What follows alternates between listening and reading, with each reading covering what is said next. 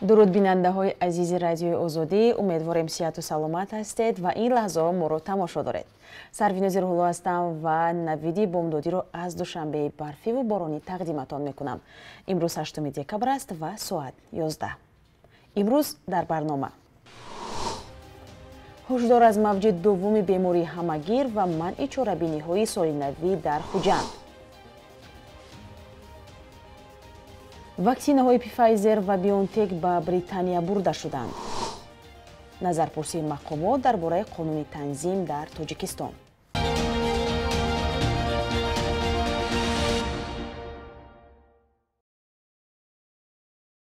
маркази назорати давлатии санитарии эпидемиологии шаҳри Хуҷанд сокинонро аз хатари мавҷи дуввуми коронавирус ҳушдор додааст. ин ниҳод бо як муроҷиатномаи расмӣ ки сомонаи шаҳрдори Хуҷанд нашр кардааст ба сокинон гуфтааст, ҳарчанд ҳолати сироятёбӣ дар шаҳри Хуҷанд кам шуда бошад ҳам бинобар беэҳтиётӣ ва риоя нагардидани қоидаҳои беҳдоштӣ аз ҷониби шаҳрвандон эҳтимоли дубора хуруҷи беморӣ вуҷуд дорад. дар ин муроҷиатнома аз хонаводаҳои сироятшуда даъват шудааст ки дидаву дониста фарзандони худро ба муассисаҳои таълимӣ нафиристанд ки ба саломатии дигар шаҳрвандон хатар эҷод мекунанд. ин ниҳод бинобар ҷилавгирӣ аз хуруҷи бемории сироятии COVID-19 таҷлили ҳама гуна чорабиниҳои оммавии солинавӣ аз ҷумла оростани арчаи солинавӣ, чорабиниҳои фарҳангии оммавӣ, нишастҳои ҷашнӣ ва шабнишиниҳоро дар асоси қарори ситоди ҷумҳуриявӣ оид ба пешгирӣ аз паҳншавии коронавирус қатъиан манъ кардааст. дар ҳоле ки Тоҷикистон ҳама гуна чорабиниҳои серодамро манъ кардааст, аллакай бархе кишварҳои аврупоӣ имкунӣ бо ваксинаи нави зидди коронавирусро таҷриба мекунанд. 2 рӯз пеш аз шурӯи барномаи имкунӣ ба Бритониё 800 000 дона ваксинаҳои сохтаи ширкатҳои амрикоиву олмонии Pfizer ва BioNTech ворид карда шуд. ваксинаҳо дар яхдонҳои фавқулода сард ҷой дода шуда, интизор меравад имрӯз 8 декабр имкунии онҳо оғоз мешавад.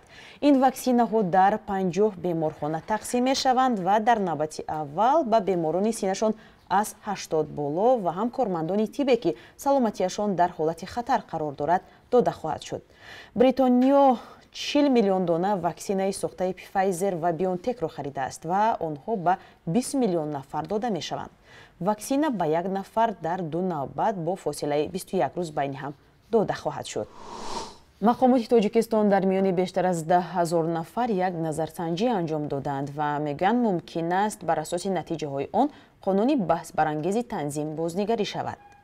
ин пурсиши мардум аз тарафи Кумитаи дин, танзими анъана ва ҷашну маросимҳои Тоҷикистон анҷом шуда, қарор аст натиҷаҳои он ҳафтаи оянда ниҳоӣ шавад. қонуни танзими расму оин дар Тоҷикистон соли 2007 тасвиб шуд. ҳадафи он кам кардани хароҷоти тӯю сур ва маросими азодорӣ барои мардум гуфта мешавад. ҳамкоронамон Алишер Зарифӣ ва Афсона Акобиршо ин мавзӯъро пайгирӣ карданд ва ҳоло гузоришро ҳамроҳ мебинем. назарсанҷӣ дар ҳоле баргузор гашт ки аз замони қабулаш то ҳоло қонуни мазкур сару садоҳои зиёди мусбат ва манфӣ ба бор овардааст. ҳадафи асосии назарпурсии мардум татбиқи босамари қонуни мазкур миёни ҷомеа ва гирифтани андешаҳои мардум дар роҳи амалишавии боз ҳам беҳтари қонуни мазкур ба ҳисоб меравад. ба қавли Афшин Муқим, ин бори нахуст аст ки бо фарогирии зиёда аз 10 000 нафар дар ҳама минтақаҳои кишвар чунин назарпурсие анҷом медиҳанд. дар солҳои қаблӣ мо назарпурсиҳоро нисбатан маҳдудтар баргузор мекардем бо ҷалби 2000, 3000 ва 3.5 ё 4000 аҳолии кишвар ҷалб мекардем. ин сол 10-12 000 нафар дар ин назарпурсӣ андешаҳояшон гирифта шудааст. ин назарпурсӣ 3 рӯз идома ёфта охири ҳафтаи гузашта ба анҷом расидааст. танҳо як ҳафтаи оянда аввалин натиҷаҳояш маълум хоҳад шуд. намояндагони Кумитаи дин таъкид намуданд ки бо назардошти таклифу пешниҳоди сокинон дар назарсанҷӣ эҳтимол аст ба қонуни танзим тағйиру иловаҳо сурат гирад. як суҳбати сарироҳии радиои озодӣ нишон дод ки сокинон дар бораи қонуни танзим воқеан назарҳои гуногун доранд. ин мақсад ки кори нодуруст айхай баъзу чиз яъне ташкилотҳо яъне дар кори лозим ин яке аз навовариҳои аст хай чӣ бо аста гашта ин нодуруст короче ман кардам. ман ягон корам надорам, назарам борам надорам. ҳозир медонед чи барои тараққиёт ҳаракат кардан дар кор ин чизе аслҳои миёнамондагӣ قانون خوب است بر نسبت اویلا مقصد بودجه اویلا را فایده می‌آورد.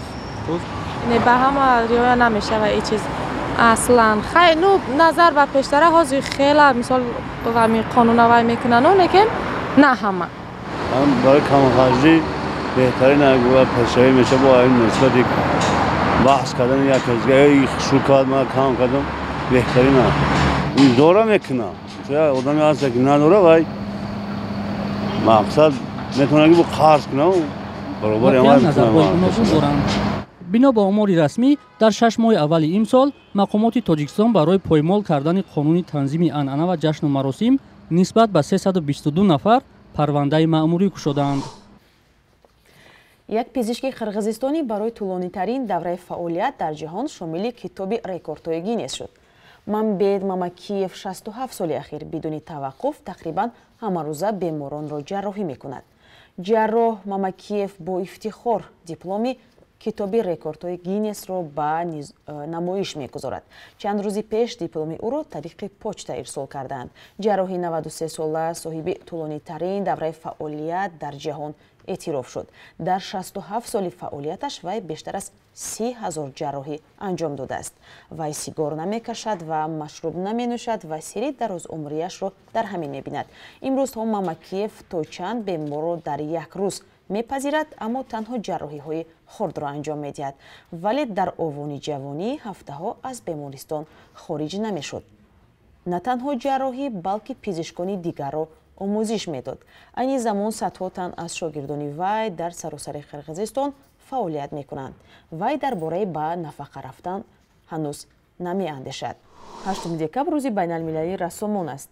радиои озодӣ ба ин муносибат дар бораи кору эҷодиёти як наққоши ҷавоне қисса мекунад ки бо кӯмаки фанновариҳои нав наққошиҳои диҷиталӣ ва ё компютерӣ эҷод мекунад. гузориши Таҳмина Ҳакимоваро ҳамроҳ мебинем.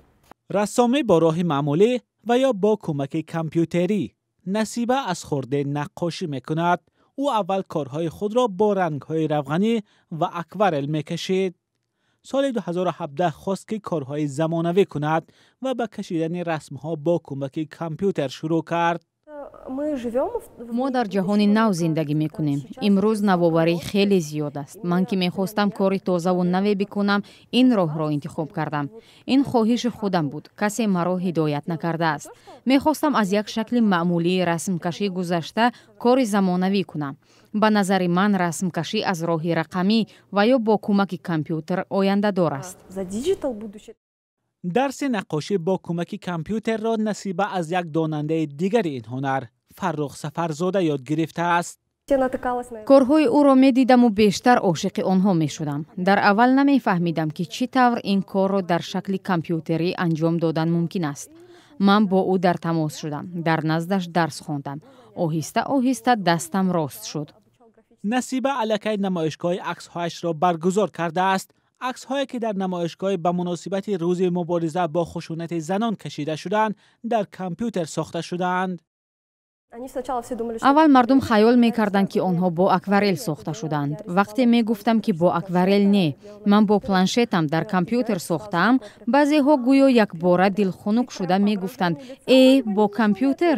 дар чеҳраашон медидам ки гӯё ин кори ҷиддӣ набошад, вале дар асл ман айни ҳамон кореро мекунам ки бо акварел мекардам.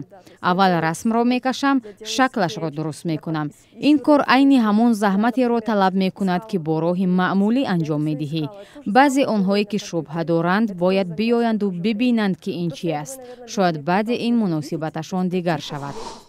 бонки миллии Тоҷикистон қурби сомониро дар баробари асъори хориҷӣ барои имрӯз 8 декабр чунин таъин кардааст.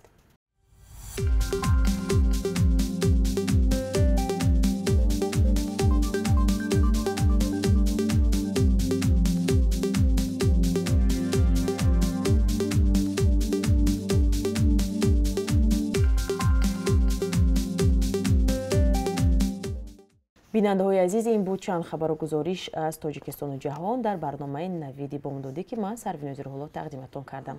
то суҳбати дигар, хайр.